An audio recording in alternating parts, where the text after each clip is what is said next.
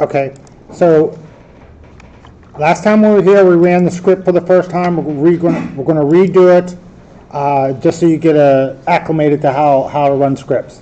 So in your downloads folder, you should have the script called Create CTS1390C Setup. You're going to right-click it. It should already be unblocked, so we don't need to unblock it now. But if you're just downloading it the first time, unblock it. So we're going to click Edit. Wait for the red to go away, then just press play. It's going to ask for your station number. I'm CS01, 2, 3, 4, 5, 6, 7, 8, 9, 10, 11, 12, 13, 14, 15, 16, 17, 18, 19, 20, 21, 22, 23, 24, 25.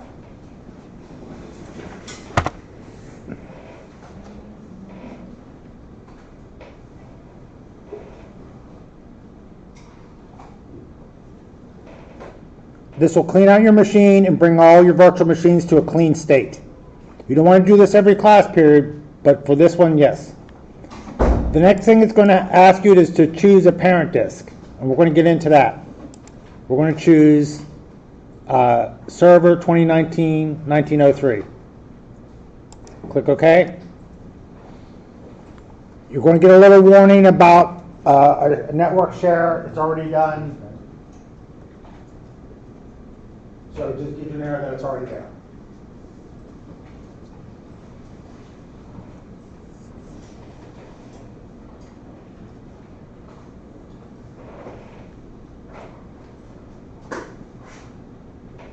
Someone sent me an email about nano server. Who sent me an email about nano servers? We have one lesson to do in nano servers. Back in 2016, the nano server tools were on the CD. They wanted you to manually create a nano server off the DVD, the installation DVD. When I got to 2019, it had no nano server installation stuff. So I did some research, and Microsoft is deprecating the old way of creating nano servers and now having you use Docker to create nano servers, which was part of the class anyways. So we're just going to be doing the Docker method, which means in the book when they talk about nano servers, they're telling you the old way of doing it, not the new Docker way of doing it. So we're just going to use the new way. The old way is being deprecated. It's life in computer science. Things change quickly and often.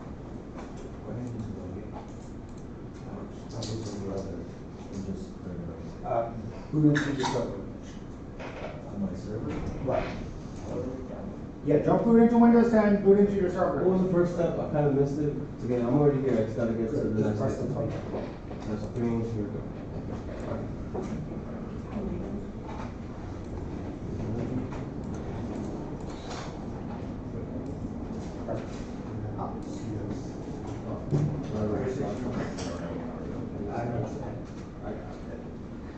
CS.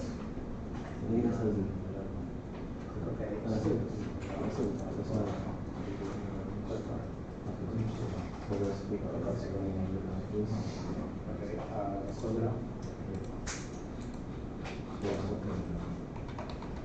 No, first. Right click on it. Now press play.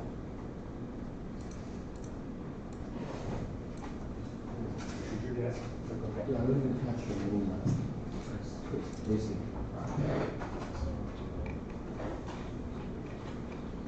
Click OK. Choose your parent disk. We're going to create a parent disk next.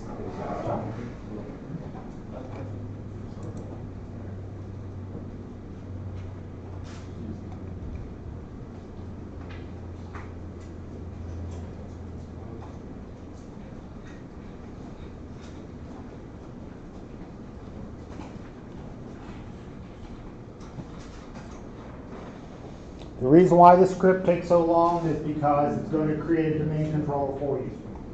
in a bunch of these labs require domain controller. The only problem is they don't show you how to set one up until 2 classes later. So I'm going to have the domain controller set up for you so you'll be able to use it for the labs. Okay.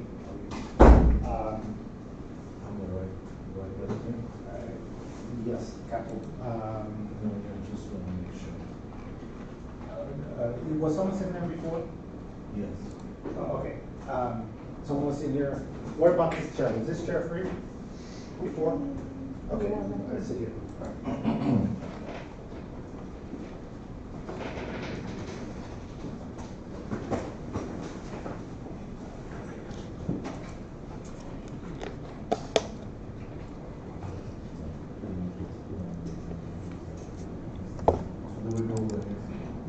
Boot into Windows 10. Right, boot into Windows 10. Okay. Sign in student.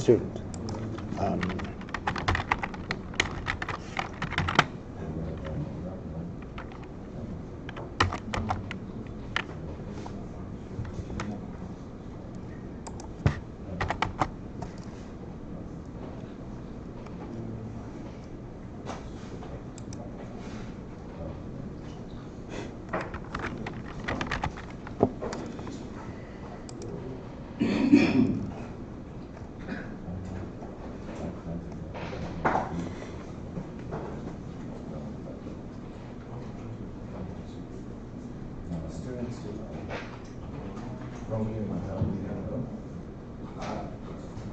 Okay, so, press cancel. I'll go to,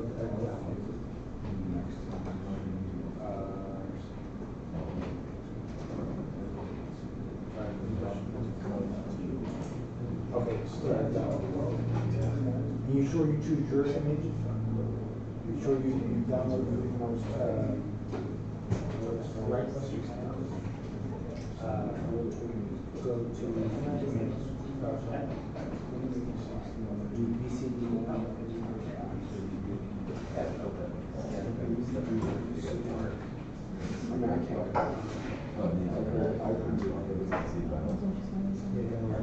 So go download the script from there as well.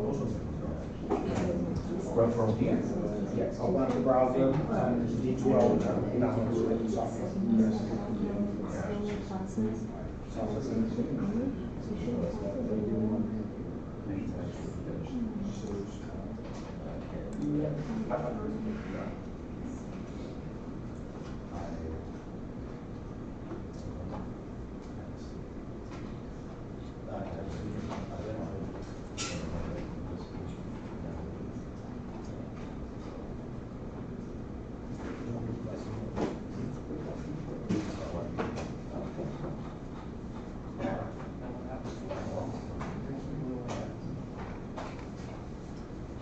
CTS1390C.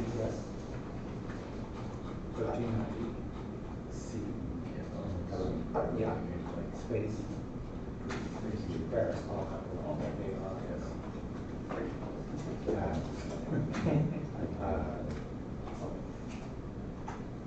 Reference number is 653325.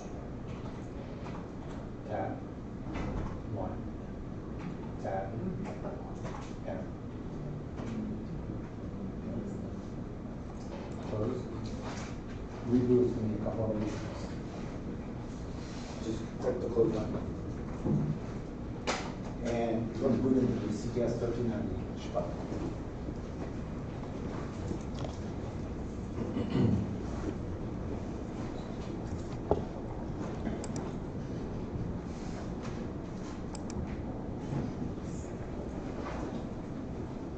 I think this next one goes to about 17 before it goes to the next. Okay. That's the way. Okay.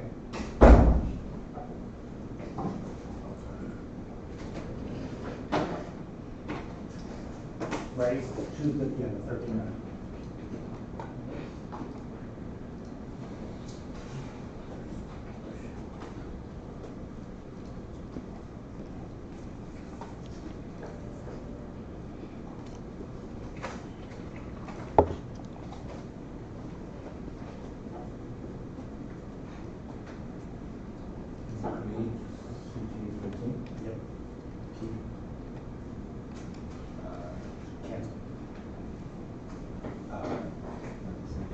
Let me finish the screen.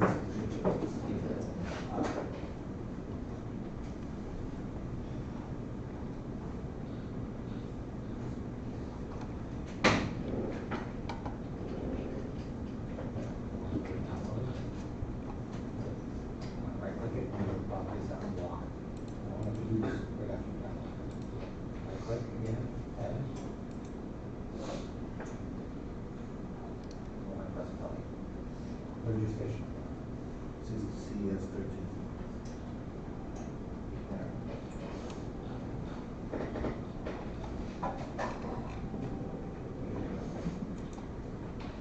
What's your resolution for that? 1920 by 10.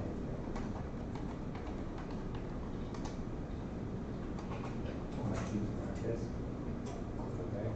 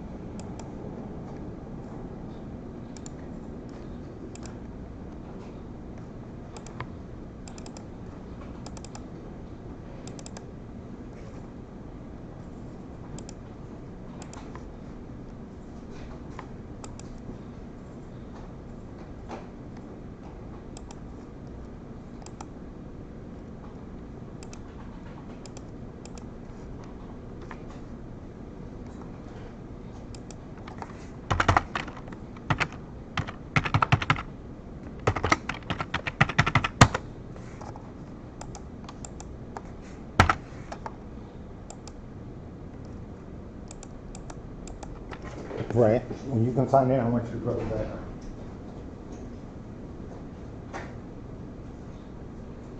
Up onto the top floor.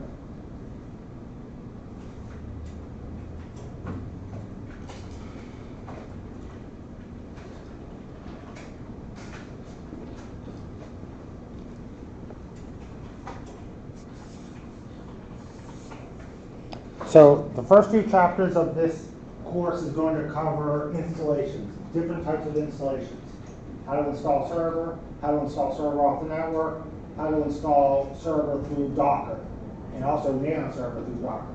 So the first thing I'm going to show you how to do is install server, and since we already have, once we have it installed, I'm going to also show you how to turn it into a parent disk and what a parent disk is.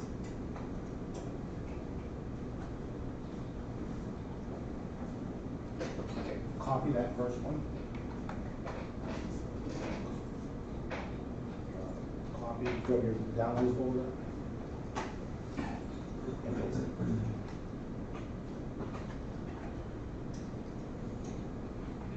Okay, right click it. Properties. At the bottom. Okay, sorry, at the bottom. Click OK.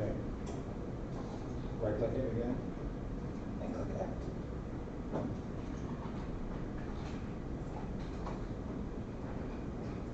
Then press play.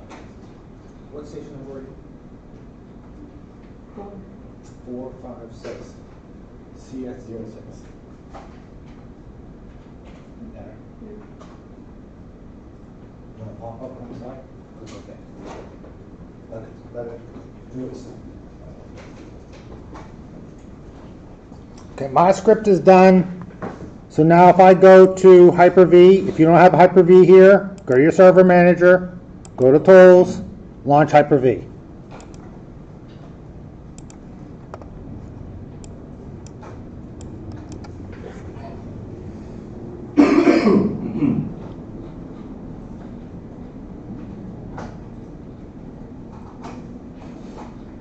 I know my script is done because when I look at here at the bottom, I have my command prompt back. You know, I can start typing again. Once it is done, just type exit and it'll close that window.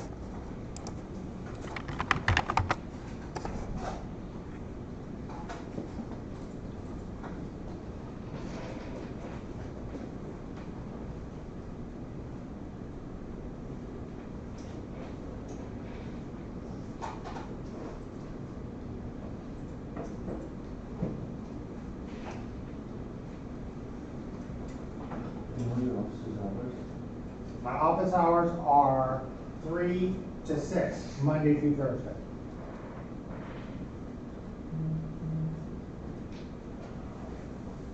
Some people already started getting in the lab.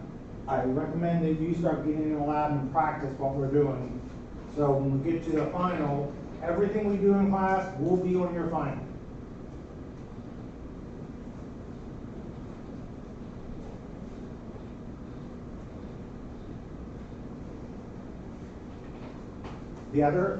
When the script is done, all the other servers will show up.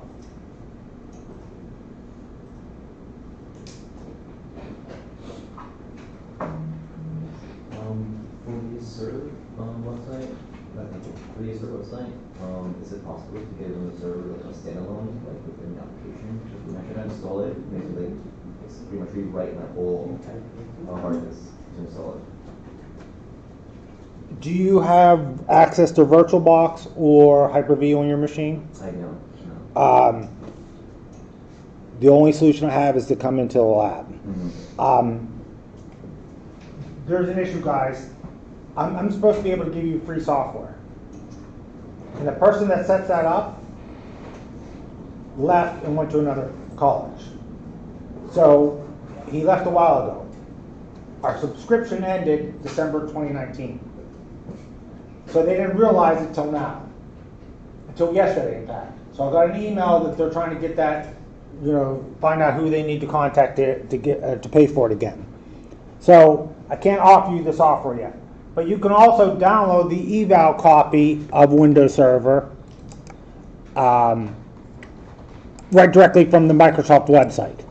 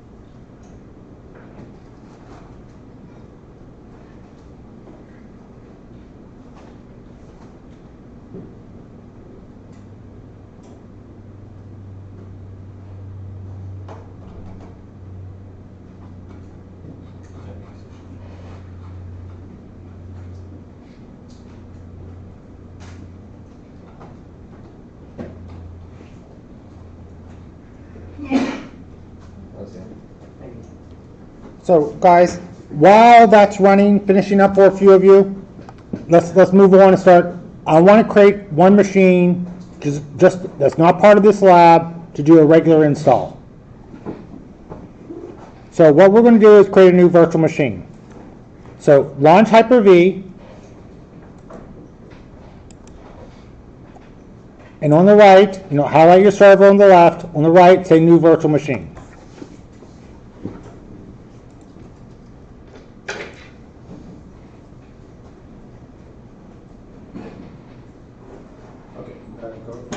Go to here. Go to tools.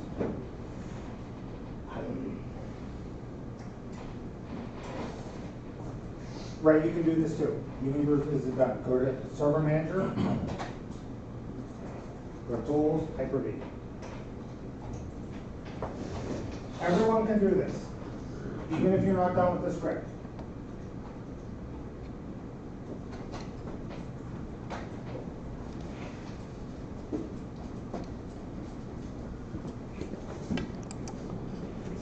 We're going to say next, and we're going to create a virtual machine, and I'm going to call it parent.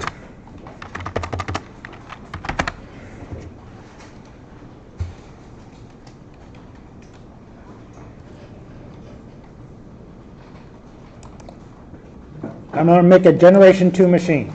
Generation 1 uses the MBR, uses the BIOS, and generation 2 uses the UEFI.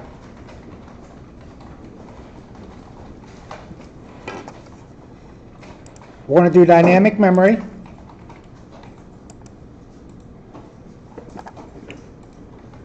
We're going to attach it to private.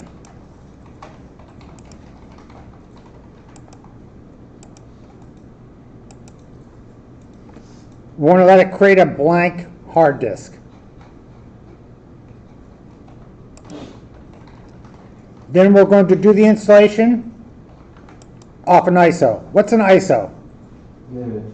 An image of a DVD, the installation DVD.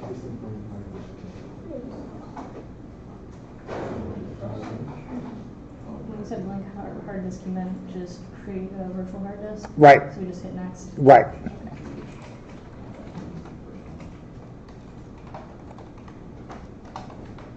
Okay.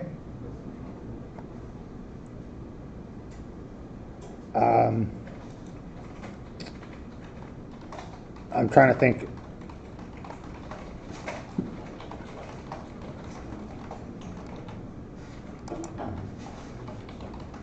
Guys, I need you to go, leave the screen here, go to disk management.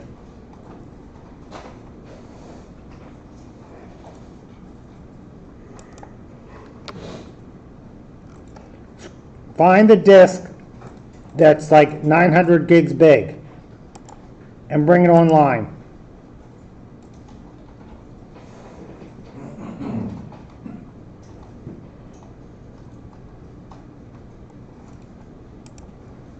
Once it's online, close that window out, come back here, browse to the E drive or the data drive, ISOs, then choose this disk.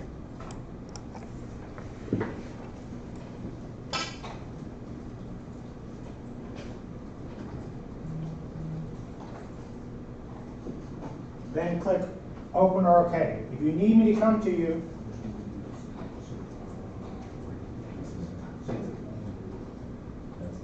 Go to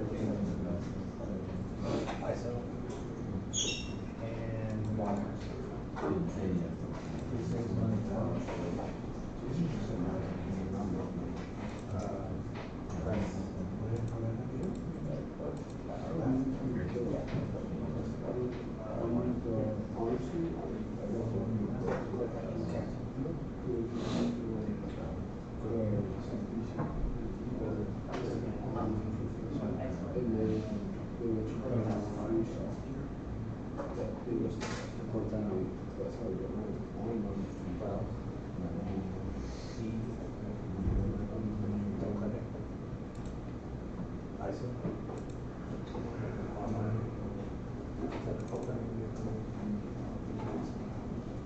click open. I couldn't find it, or I'm not sure if I find it. I missed that of it. Next, then finish.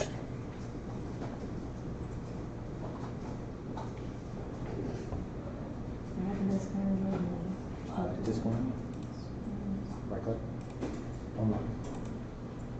Good, now close that. Now go back to Google. Browse. E-Drive. ISO. And online. Click open.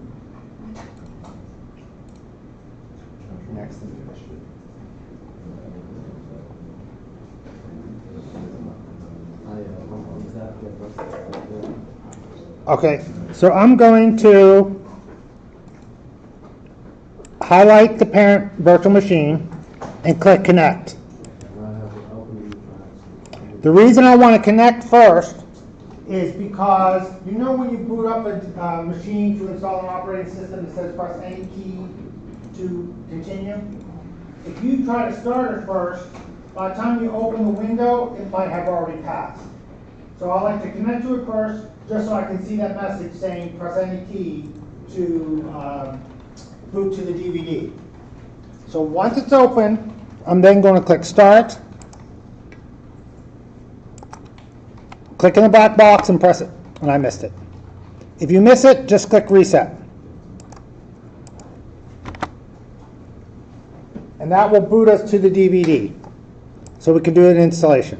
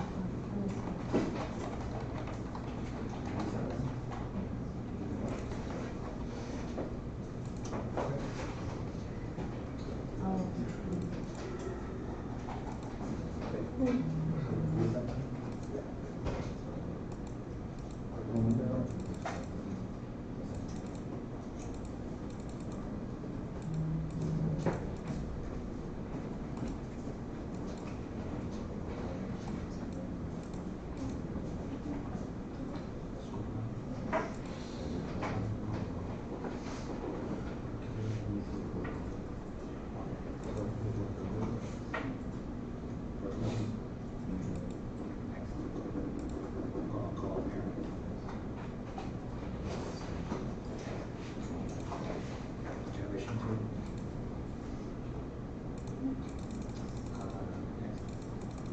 Dynamic number. Drop down, connected to private. Next. There's one grade like this to click next. Choose next. Browse. Press cancel. Right click here. We're going to disband. Right click on the side. Look up. Now click up. Choose drive.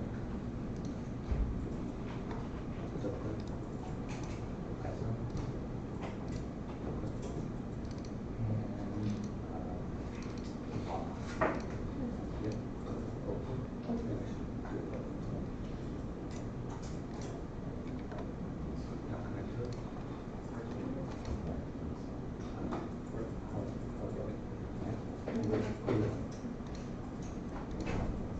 Start. Click there.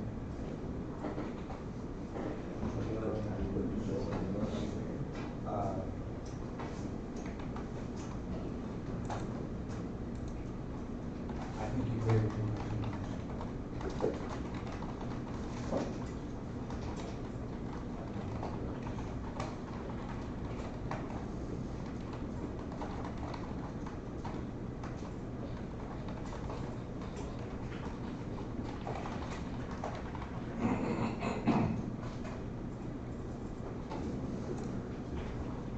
Hey, give me one machine. Go there. Turn. Connect to that. Start. Okay. Now, installations have changed over the years. How many people have played with XP? Windows XP.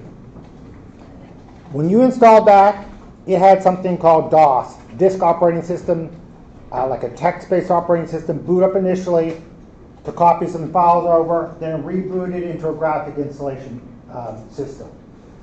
With the release of Vista and later, we no longer do an installation like that. We don't boot up to DOS first, and then at that point, copy some files over, then reboot into a graphic installation system. What we boot up into now is something called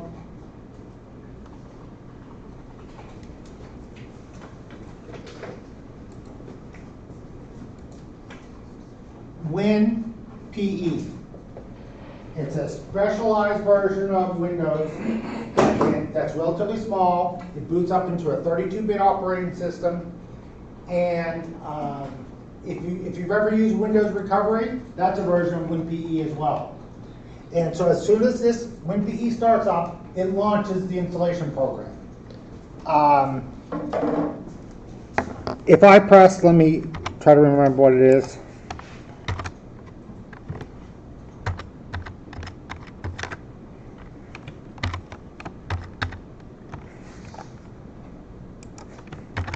Shift F10.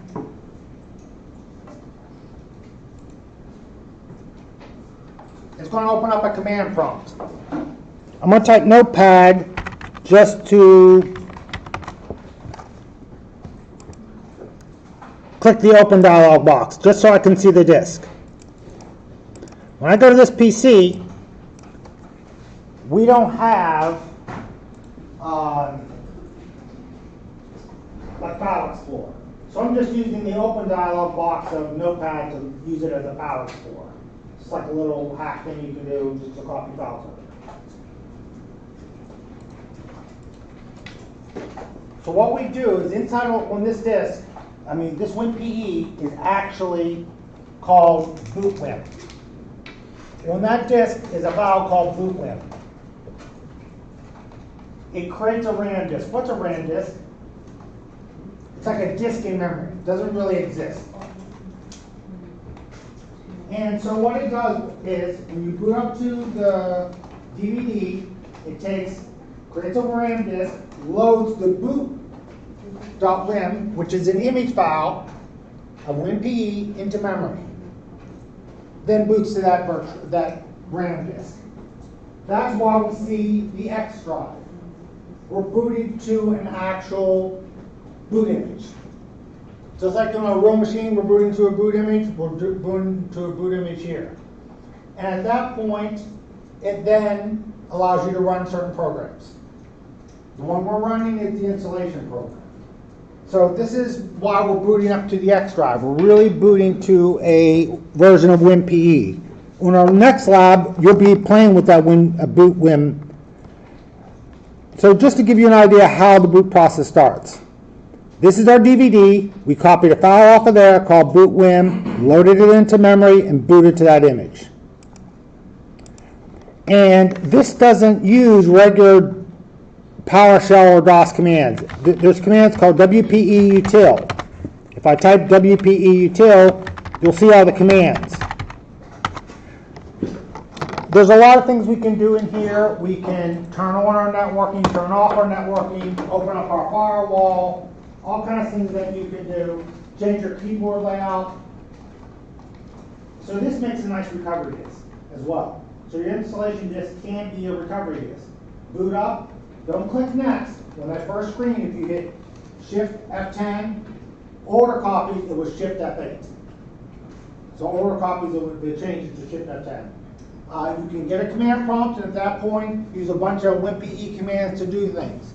So if someone's computer is messed up and you need to recover data, and you don't have a recovery disk, just boot up to your installation disk, press Shift F10, and at that point, if you want a graphic place to copy files to a thumb drive, just open up Notepad, and you can, this is like a file explorer. You can copy files, paste them into another folder, whatever you need. I'm just going to type exit because I don't want to go into WinPE too much right now, but just to show you what this disk is really doing. So that X drive is our RAM disk. Guys, my resolution is all kind of messed up. You can, because of the projector, so I can't see the bottom of my screen. But basically, the installation's easy. You have this first screen. Once you click next, I can open some repair utilities, or I can click install now.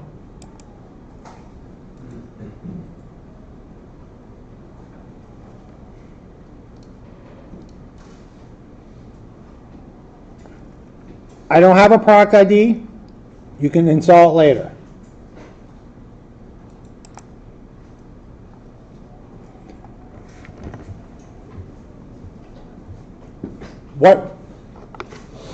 what WinPE did, the installation program that we're running, looked for another file on that DVD. That file was called install Win. These are boot images. You know, these are images that we can install or something like that. So normally you copy files over from one to another during an installation. In this particular case, what they're going to do is image your current hard disk. Just take your current hard disk and apply it as an image. So every image file can have any number of images installed in it. Right? This install Win currently has 4 images in it. Windows Server Standard. Windows Server Standard has no graphics. Windows Server Standard with a desktop that we're used to. Data Center. Data Center supports more CPUs, more hard disks, more disk space and more memory. Guys, when I do have access to give you the access to the files, you can download Windows Server, a legitimate copy. Always download the data center because the data center is a license for one real machine and a limited number of virtual machines. The license for the standard version is 1 real machine and 2 virtual machines. So if you're going to use this one machine and you want to practice labs, make sure you download the data center version. You only get 1 copy of Windows Server. Make sure it's the data center version. Then we have the data center with that desktop. No graphics, no graphics, graphics, more CPU, more disk, more memory, unlimited virtual machines. So for right now, we're just going to do the standard desktop experience.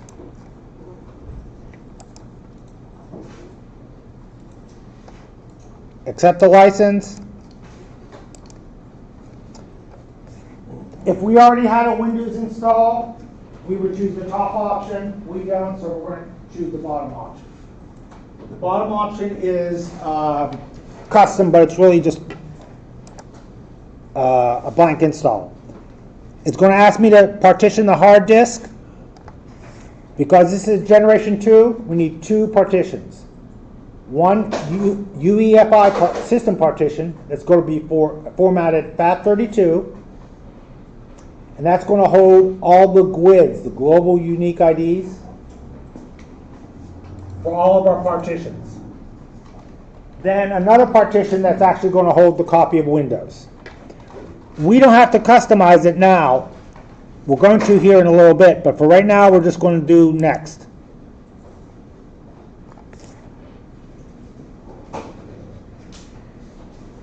It's actually applying an image at this point.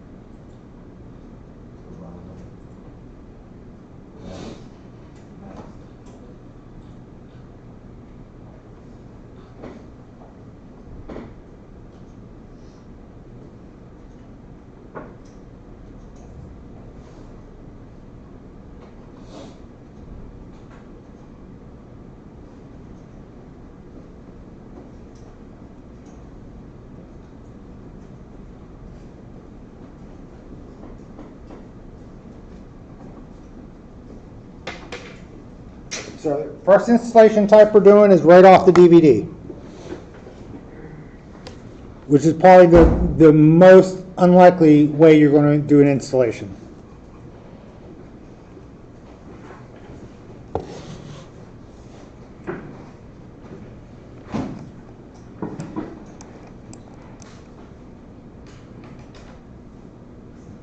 Actually, while this is going through, this is a good time to do the first break. Do the first break, and then we'll come back. It's going to take about 5 minutes. Make sure you choose your server image, okay?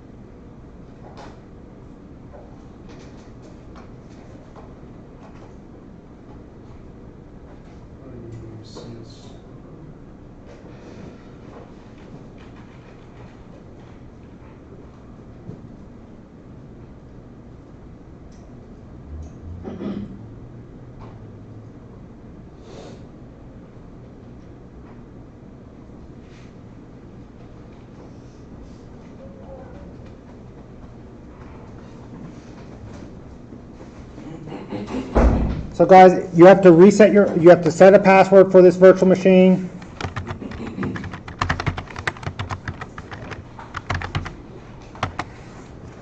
I'm just using the standard password that we're using.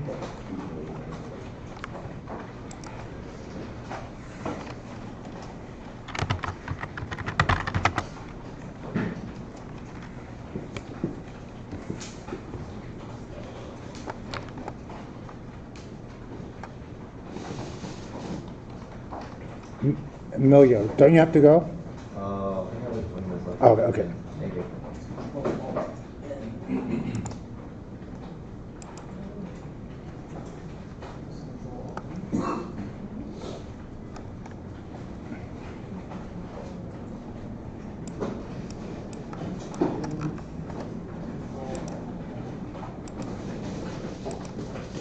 Okay. Guys, I have to do that for the projector. The procedure that we just did will be the same exact procedure as if we took the DVD, stuck it in a physical computer, and did the installation. It's no different. In fact, if we did the same thing to Windows 10, it would be no different.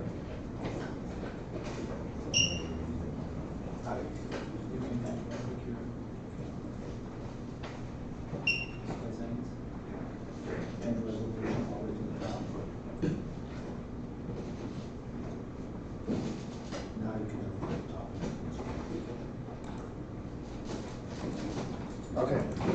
So, guys, I don't need this, so I'm just going to stop showing it. So this procedure would work for Windows 10, Windows Server, same identical process. In fact, the boot limb is the same on both the DVD for Windows 10 and Windows Server. The only difference is one has a purple background, one has a blue background. It doesn't really matter which boot limb you use, because when it grabs that install limb, the Windows 10 will have Windows 10 images. The Windows Server will have Windows Server images. So on the DVD, the only difference is the install image. The boot limb is exactly the same. This process can get really tedious doing that installation this method. Whether you install it on a real machine with the DVD or a virtual machine with an ISO, it can get too tedious. So what a lot of people do is they install the operating system one time. Then they customize it. Put any software that you want on that image.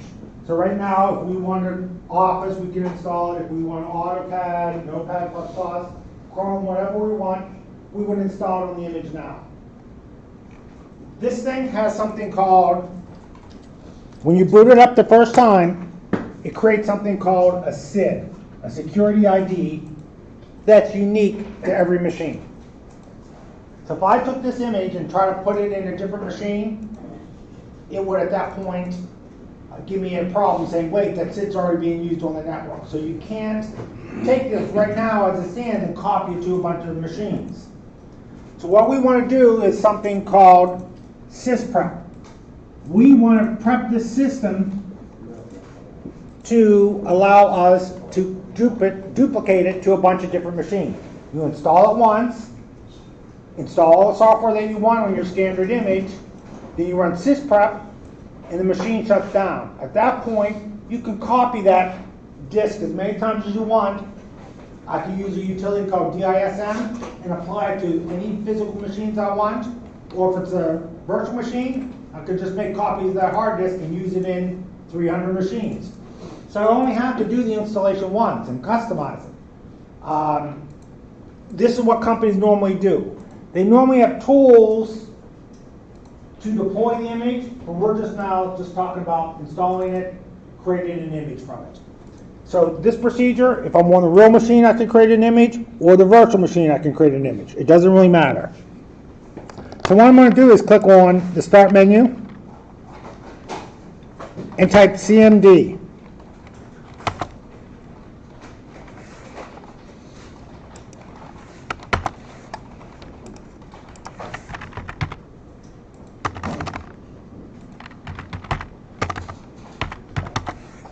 I hope they didn't remove it in Windows.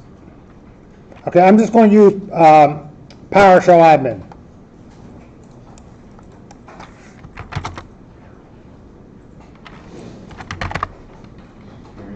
Okay, don't worry about that. CMD is still there. I just had to get to it from here. Did it open up for anyone? Okay, that was kind of weird. So right now, guys, I'm in PowerShell. So I'm going to type in C:\Windows, hit the tab. System 32, hit the tab.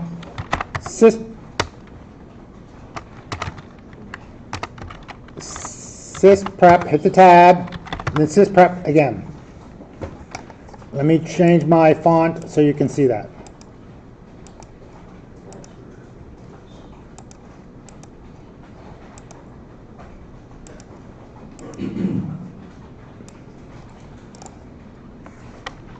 And press enter.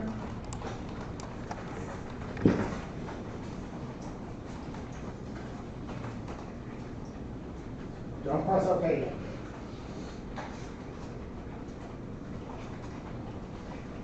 Now I would run this after I install all the software that I wanted on my standard image. OOBE, out of the box experience. When you buy a new computer, a new laptop, when you boot it up the first time, that's called out of the box experience. It's not going to ask you to do the installation, just a little mini setup. Set your password up, choose your locale, all that information. So that's what we want to deploy these images as, with the out-of-box experience. I want to generalize it, and what that means is remove the SID so I can duplicate this. If I don't generalize it, it's only going to work for this machine and this machine only. If I allow it to reboot, it will then regenerate a new SID. So you never, once you create the image, you never want to reboot it, because at that point it'll have a new SID and you can't duplicate it. So I want to set it up for out-of-the-box experience, generalize it so I can duplicate it and shut it down. Now I can create an image on a virtual machine, then apply it to a physical machine if I want, or vice versa. I'm going to click OK.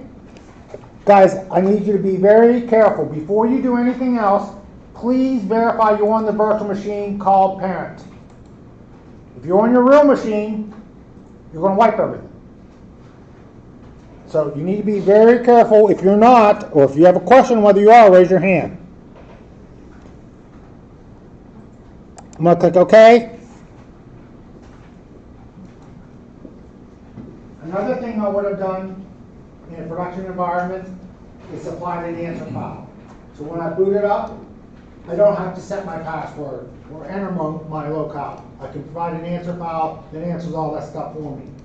So when I deploy the image, it's done in, like they call it, zero touch, meaning after I deploy the image, I don't have to go there and configure anything else. Everything's pre-configured for me.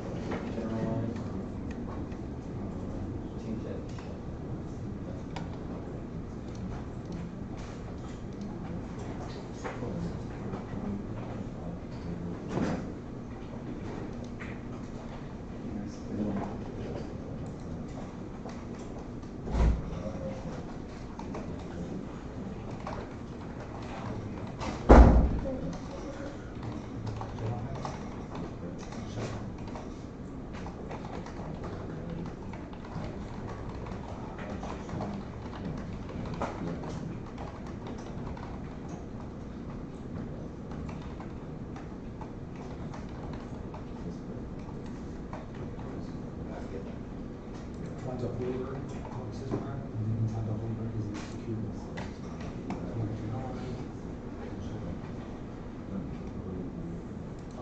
Click OK. Don't start it.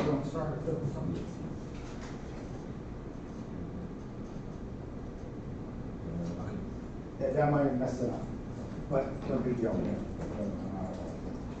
Okay. You never want to put the disk in a virtual machine or boot it, because if you do, it regenerates the SID and you have to start the process over again. So what I like to do is close the virtual machine and delete it. Highlight parent, then click the delete button. At that point, it deletes the virtual machine but leaves the hard disk.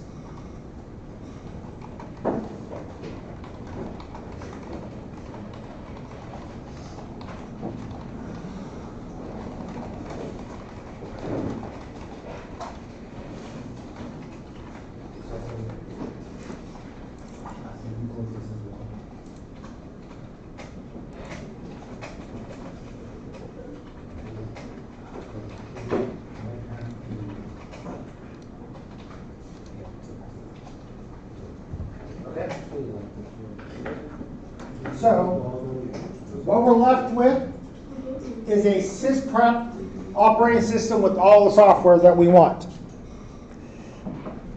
I have a tool. You don't need to do this. You can just watch. Called DISM. I can use this tool to grab that image and apply it to another disk if I wanted to. What we're just going to do with it is just use it as a parent disk. I'm going to explain some disk on VirtualBox. So I'm going to say new hard disk.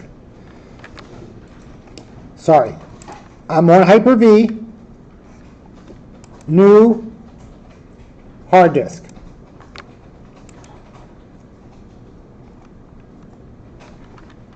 And I can create a VHD for generation 1 machines or a VHD for generation 2. So I'm going to do the generation 2.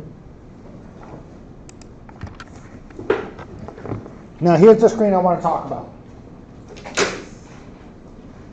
We have 3 types of disks we can create. A fixed disk, meaning if I create a hard disk, a virtual hard disk that is 60 gigs big, it's going to use 60 gigs of my physical hard disk. It'll use that much space. So whatever size you choose, that's the size that file is going to be. Because our virtual hard disk is nothing but a file. Or I can create it dynamically expanding. I can create a 60 gig hard disk, but it's initially going to start off as 4 meg. As I add more data, it will expand. If you have a very disk intensive operating system or application running on that, you're going to have a performance loss because every time it needs to expand, it's going to have to kind of pause that virtual machine. Most likely it won't be noticed, but for really big database applications, I would avoid that. And lastly, the difference in disk.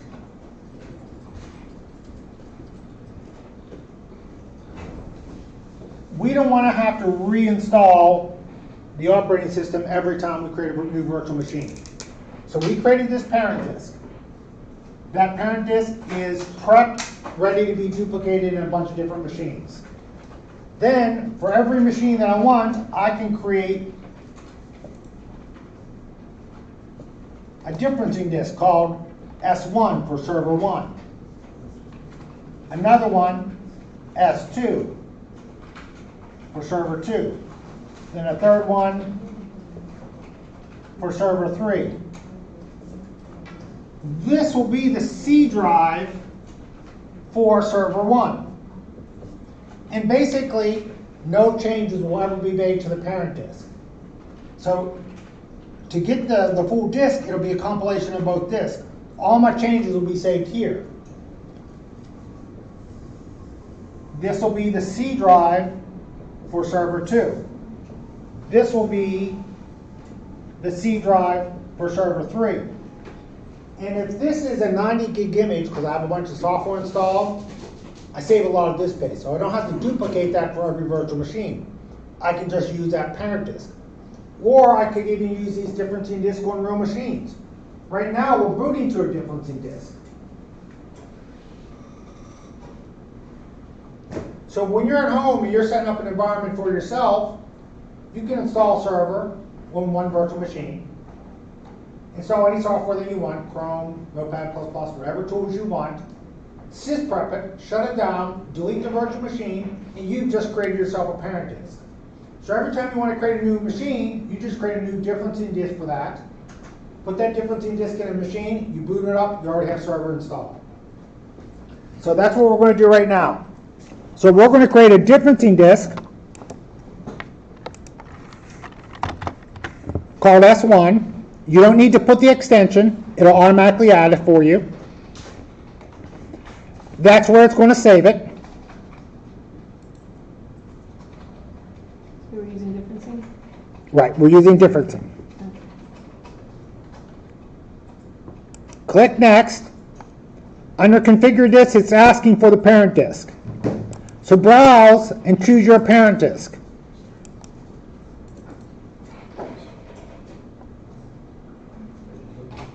If you need me to come back there too. Next, then finish. So for all intents and purposes, the S1 disk already has server installed. So now I'm going to say new. I'm going to create a virtual machine to put that hard disk in. Or I could use that differencing disk on a real machine. I'm just using a virtual machine. You're gonna use the parent hard disk For this step, when you browse. yes.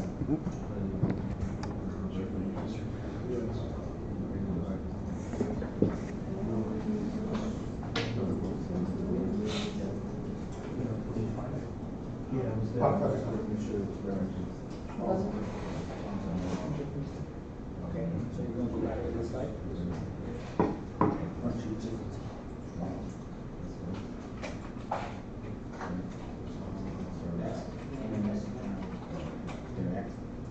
Now browse.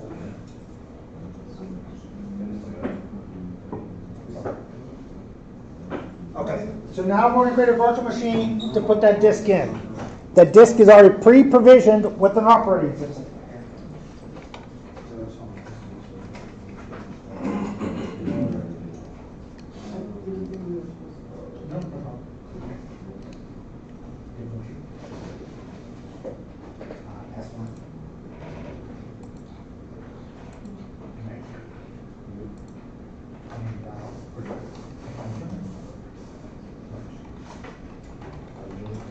Okay, so now we're going to create a virtual machine to put that S1 disk in. I sort of always name the disk and the virtual machine the same, out of habit. So out of Hyper-V, I'm going to say new virtual machine. I'm going to call it S1 to match the disk.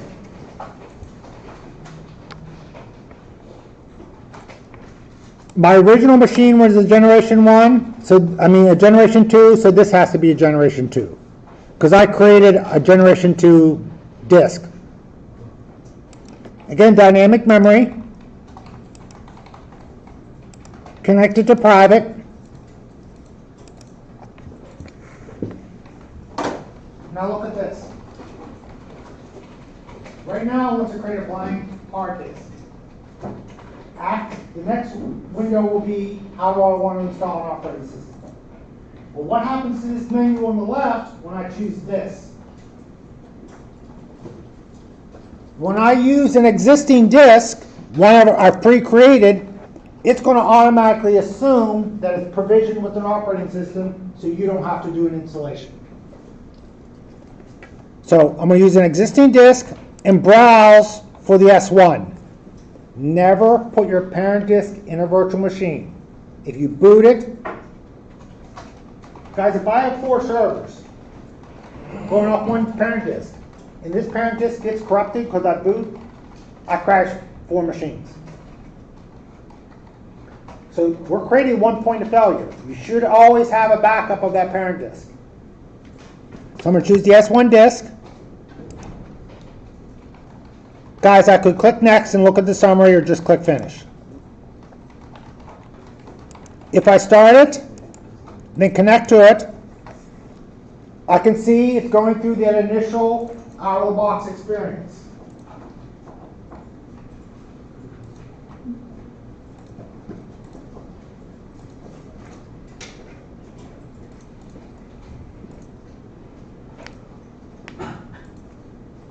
You'll do this a lot. You'll be doing stuff like deploying images a lot. In a company, they might have 5 servers, but they might have hundreds of desktops. So your first job in industry most likely is going to be supporting desktops and servers. And some people think that's a step down from a server admin. A desktop admin is probably the most important person in the company, in the IT staff. Because I don't care how nice your server is, I don't care how nice your server room looks, how many racks and switches you have, this is what end users see. If they can't use this, your job is gone. So that desktop admin not only has to make sure that his images are deployed cleanly with the least issues as possible, because remember, you want to create one image that needs to work for hundreds of people that have hundreds of different desires. So you need to be very careful how you create that image. But not only creating that image, you need to, when you deal with that end user, be patient with them. 9 times out of 10, the problem with the computer exists between the keyboard and the back of the chair. But you can't tell them that. You know, you got to sit there and take that, you know, so that desktop person has to deal with the attitudes of the end users, where the server admin might not ever see an end user. And so that desktop admin, his work is probably seen more than any server admin work. And some people go in the field, become desktop admins, and they just thrive in that area. You know, guys, my screen, I think, with Windows 2019, sometimes I get a black screen. So just close it out, reopen it. And again, when I deploy an image, I'm going to have an answer file. I don't want to have to answer these questions. You know, my answer file will do that for me. We're going to create the answer file here in a little bit. Next. I don't have a product. I'll do it later. Accept the license. Again, all this can be answered with an answer file. I'm just using the standard password.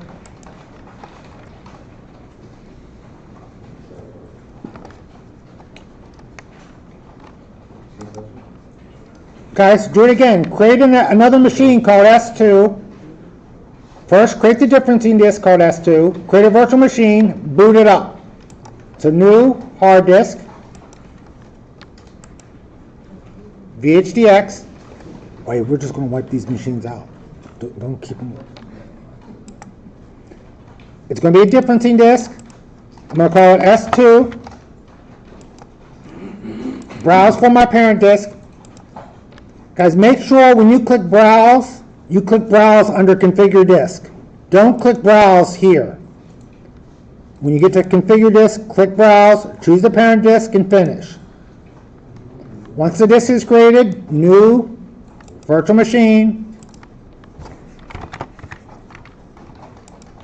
generation 2.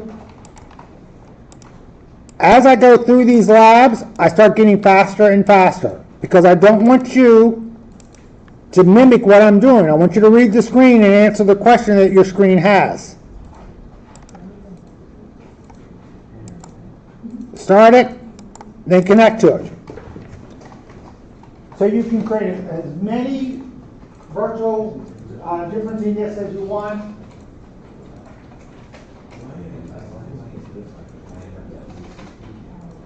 Because you screwed up the last line, using the green right now.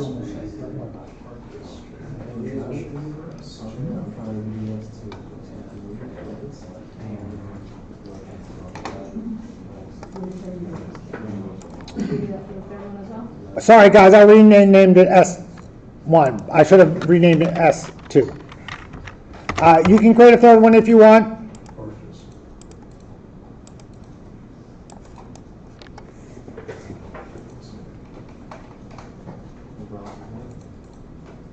And again, it's going to go through the out-of-the-box experience.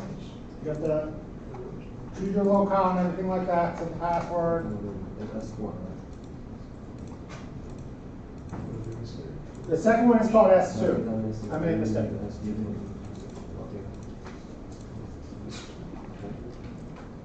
We did a normal installation, then we converted that to an image.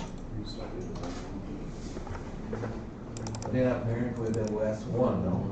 No, parent. There. Still on there?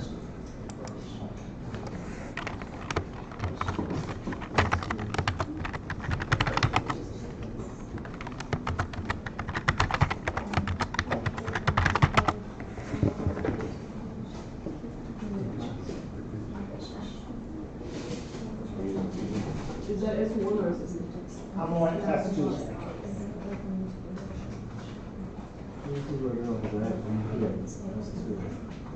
So guys, you can do the same process using VirtualBox. If you have VirtualBox at home, create yourself a parent disk. They don't call it a differencing disk. They call it a multi-attached disk. So if you're using VirtualBox, research how to create a multi-attached disk. So you create the parent disk just like I did. Create a virtual machine called parent, blank hard disk, install the operating system, run system. Shut it down. Once it's shut down, you need to turn that into a multi-attached disk, and you have to research how to do that. Guys, I have a YouTube channel called, I'm not making money off of this, so it's not a monetized channel. And you go to that channel and you do a search of VirtualBox. There's a glitch in the VirtualBox utility. You can use that to your advantage to create a multi-attached disk. So if you go to my channel and do a search of VirtualBox, you'll see the video where I show you how to set that up.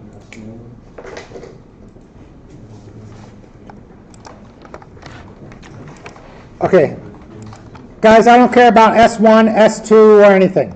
They're just test machines. I'm going to delete them. I want to turn them off. Turn off. And delete them.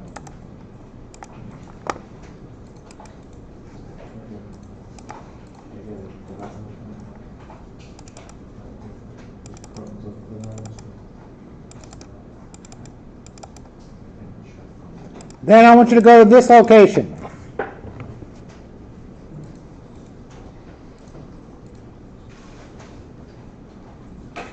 Guys, look at the disk.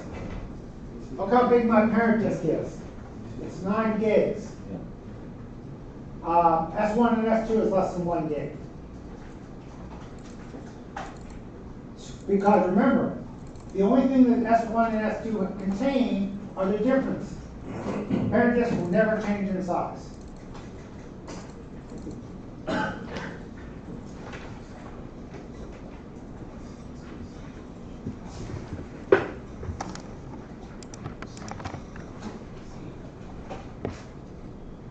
Highlight parent S1 and S2. Guys, I already have a parent disk already created for us. We're going to be using that. We don't really need these for this class. They were just for practice. So delete parent S1 and S2.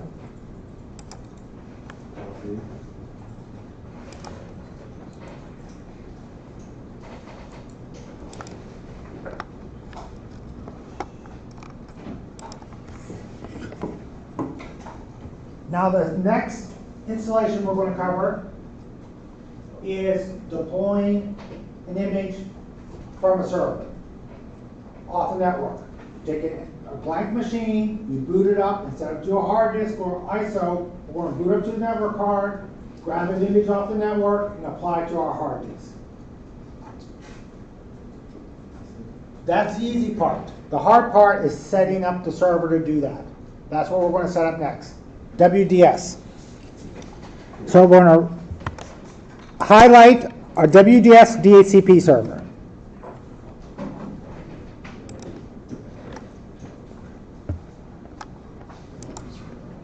Connect to it, and it's going to do the out-of-the-box experience.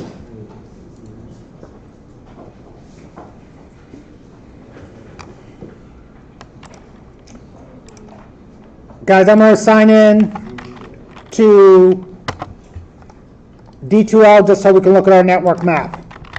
Right, you don't have access to this yet.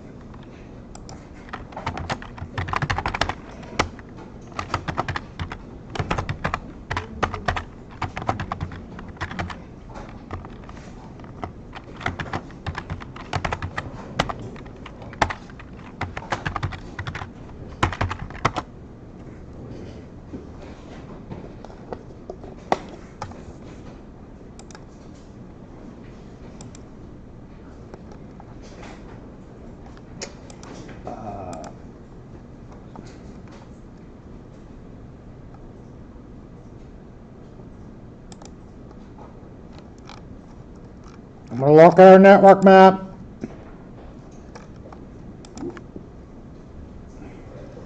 So we're right now configuring this machine. It's going to have an IP of 172.16.0.4.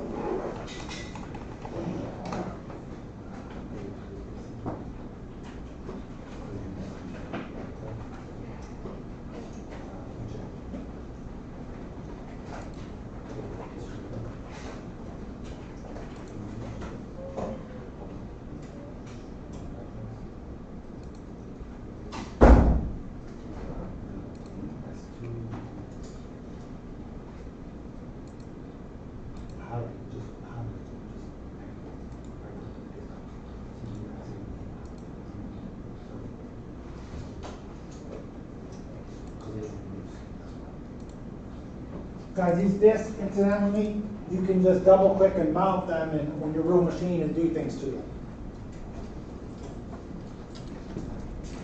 Okay. All the time, guys, when you set up the server, first thing you do, set up the IP settings. Second thing you do, configure the host name. Then you start installing services. So you want to sign in. Again, press Control-Alt-End.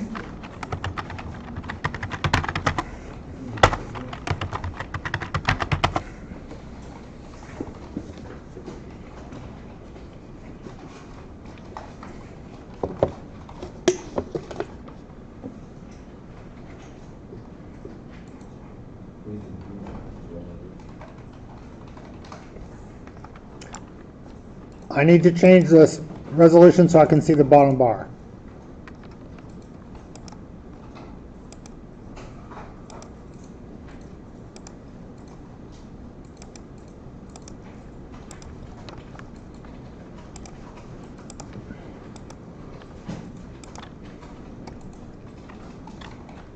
Do you want me to set the IP address up on PowerShell, on the command line interface, or graphically? I did it graphically last time.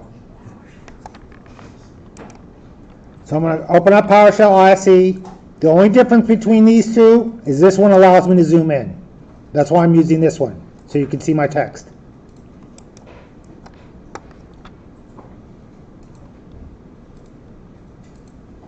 What's the difference between these two? This one is more active and I can zoom. Look. Yeah, no, I know, but what's the difference between this PowerShell and the other one? Is there do the same? One can zoom, one can't. I can't get it more simply than that. It's just a graphical environment versus a non-graphical environment. Here I could write scripts, the other one I can't. Well, I could if I wanted to, but this is just a little more graphic. Okay.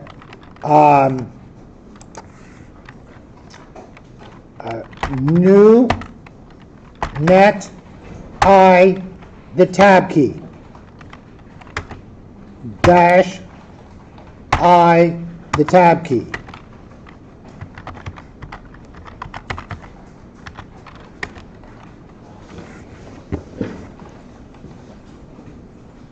Again, please be on your virtual machines.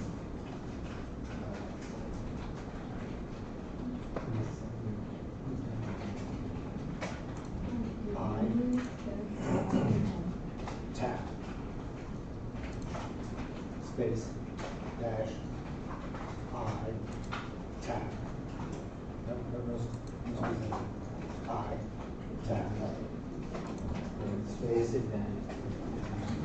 The stuff in the purple you can't tab through. The stuff in the white or yellow you can tab through. It was not 04? Yes, I was testing you. Thank you.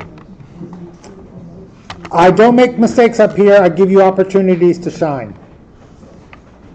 Dash P tab. It's a 16-bit subnet mask.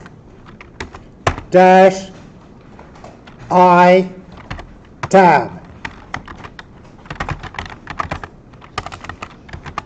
Dash D tab.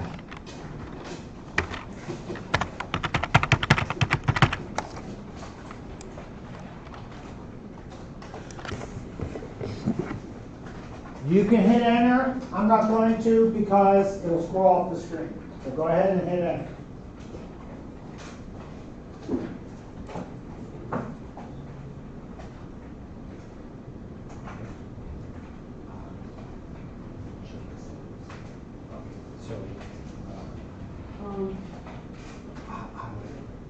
Is the default gateway point .16 or .6? IP address that's 172.16.04. Thank you. Let me fix this. Guys, I can hit the home key to bring my cursor all the way to the left.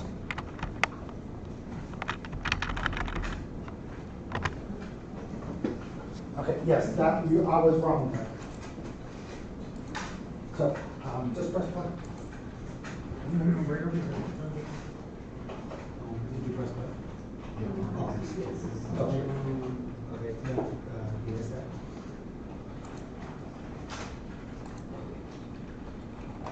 I think you can. I think you can.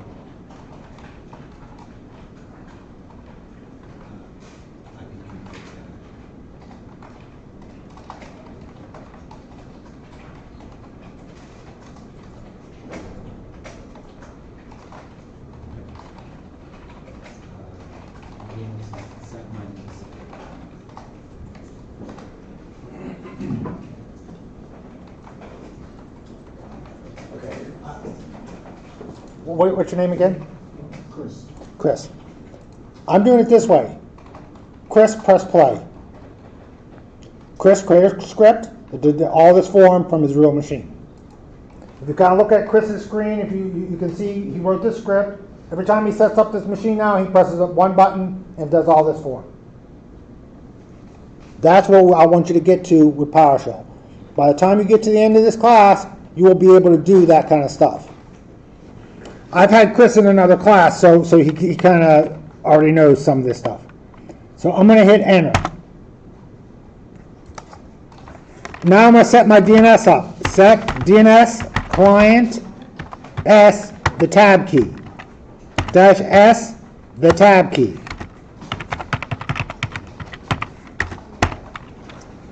I, the tab key. That's the wrong command. So hit the tab key again. Ethernet. Do you need me to go back up?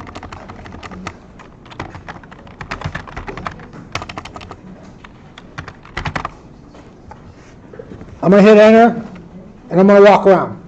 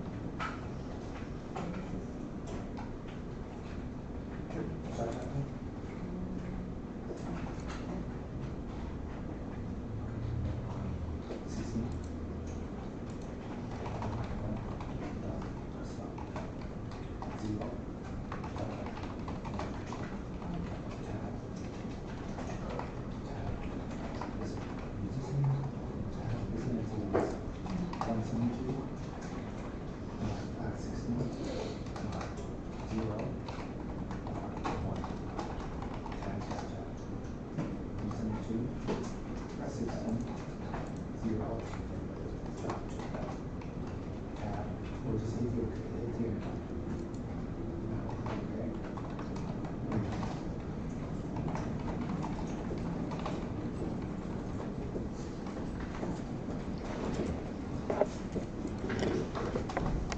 The next step is rename hyphen computer, new name CS01 hyphen WDS hyphen DHCP dash restart. I'm not hitting enter because it will restart. I'm leaving mine up. You can go ahead and hit enter. Are we supposed to put our CD number? Yes.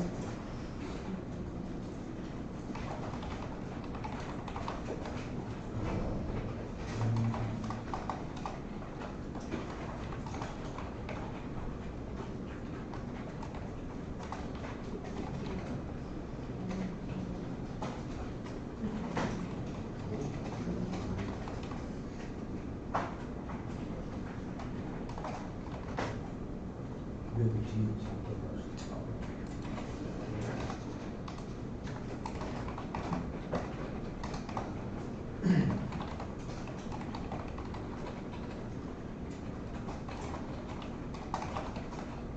It already accepted the computer.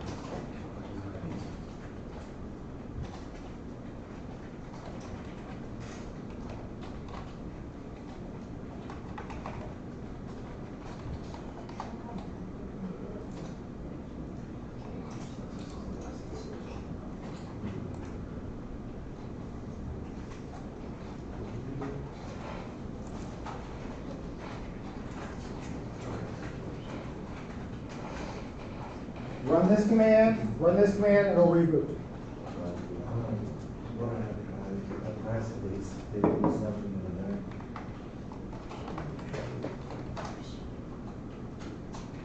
I have a space here to.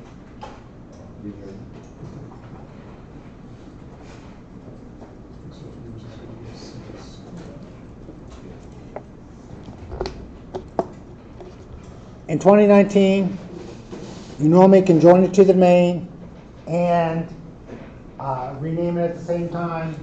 2019, it just glitches out too much. So I'm gonna join it to the domain after the fact. Okay, can I hit enter? Anyone waiting on me? Okay.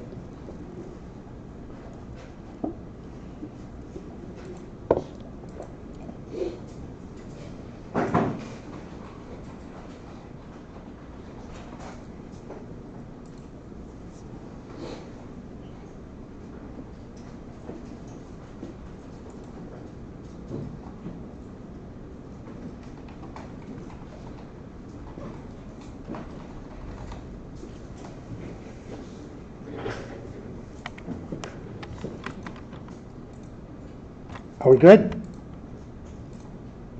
I'm going to sign back in. I'm going to join it to the domain. Guys, I'm going to join it to the domain graphically, just so you can see how that is once.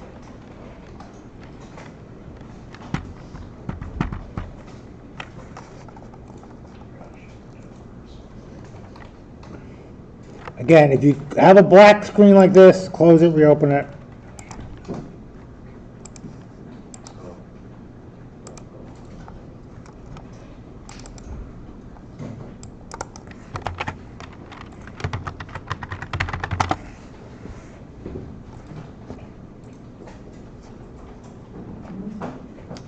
From the server manager, go to local services. Local server. Click on the computer name, click change, and type in our domain, contoso.com.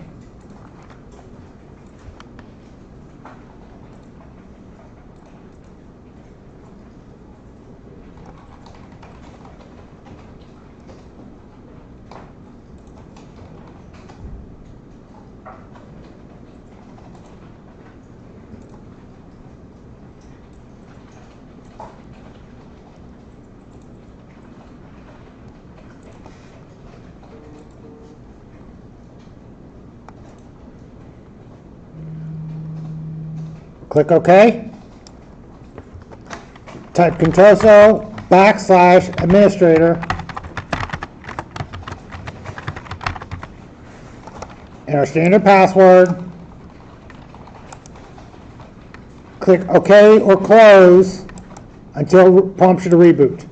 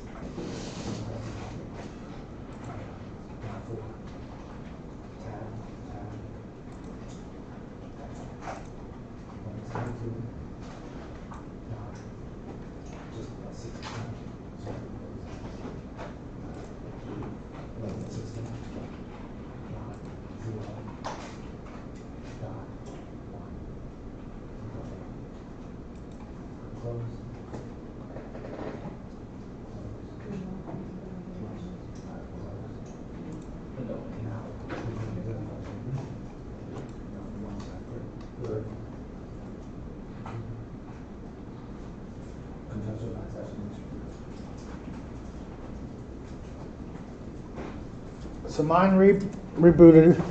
Is anyone else getting this black screen?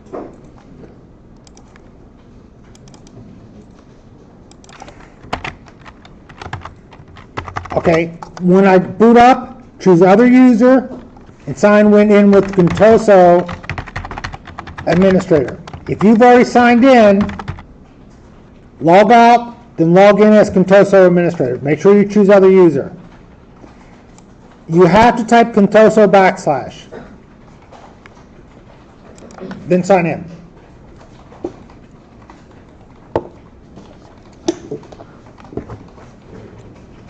Contoso administrator. Contoso /.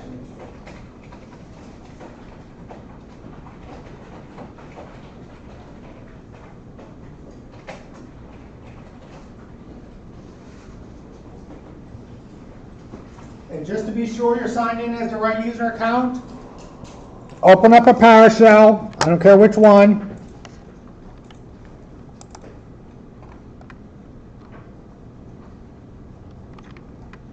And then type, who am I? One word.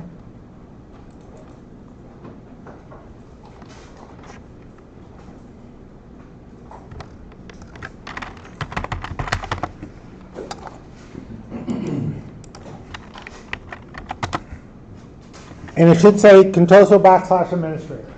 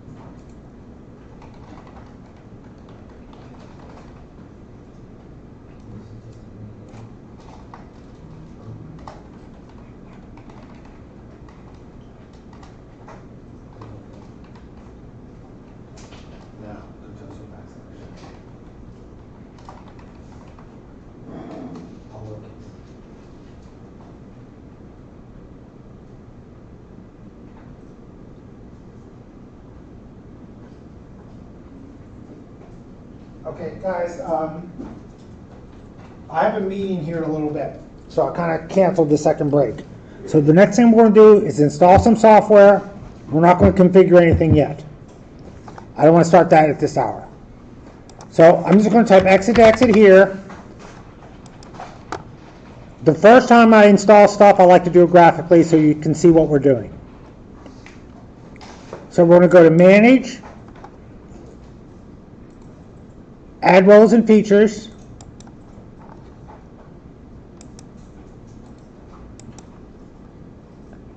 and I'm just going to keep clicking Next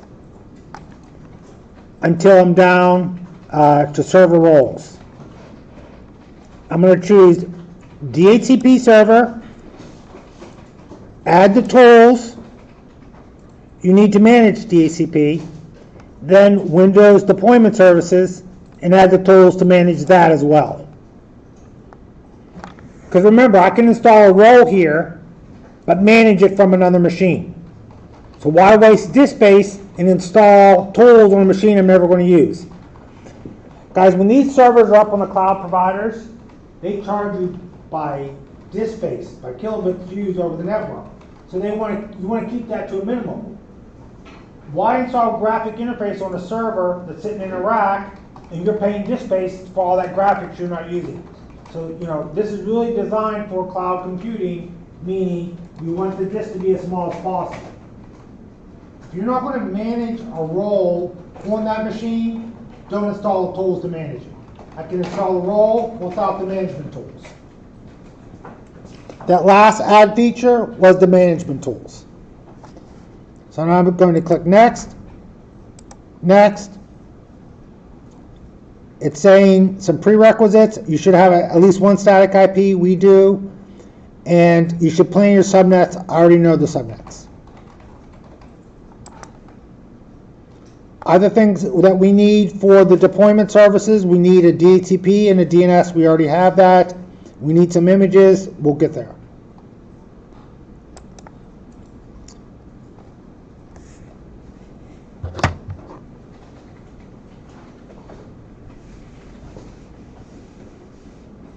Microsoft has a bad habit of renaming things. What we're doing right now is a Pixie Boot server. Microsoft calls it WDS. Everyone else calls it a Pixie Boot. Pre-execution. That's what that means. And basically, we're going to boot computers to the network. These both need some things.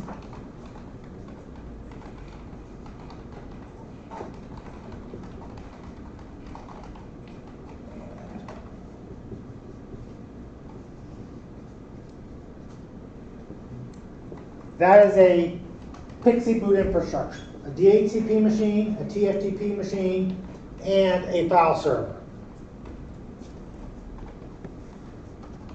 File server, TFTP. Okay, that's all that means. Click Next. Restart if needed.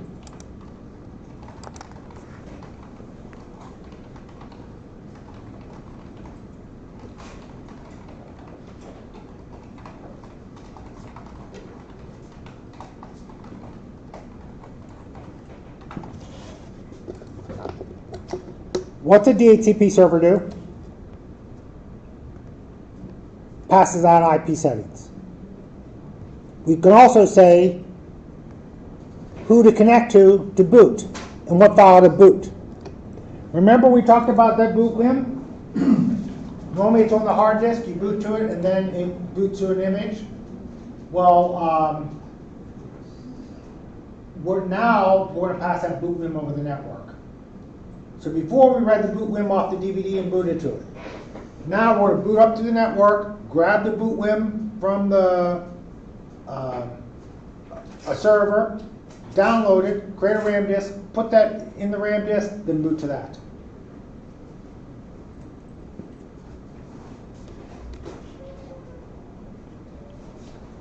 Once we get to this point, guys, this is where we're going to end for the day. Just close down this and shut down your real machine. I'm gonna stop the video.